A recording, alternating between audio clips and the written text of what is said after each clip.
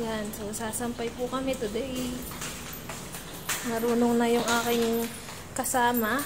So sana paglaki mo anak, ganyan ka na din na, masipag. Alam niya na kung saan magsasampay. Letter P.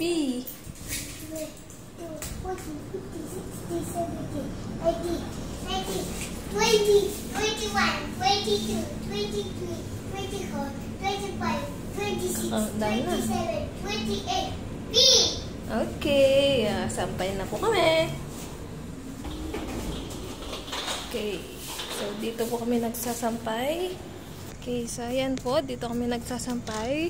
So, pipili ka lang kung saan mo isasampay. Pwede mo din silang lagyan ng lock kung gusto mo. So, syempre, pipiliin natin yung mainit para mabilis matuyo. Yan yung aking cutie patoti. Ayan pa yung isa doon. So, pwede rin doon. Yan, mamimili ka lang dyan ng mga cage at dyan mo na ilalagay. Bye-bye! Yan, so ito na yung aming sampay. Tapos na po kami. So, yan, napakainit. Ang ganda magsampay dito. Pwede mo din sila lagyan ng lock kung gusto mo more safe.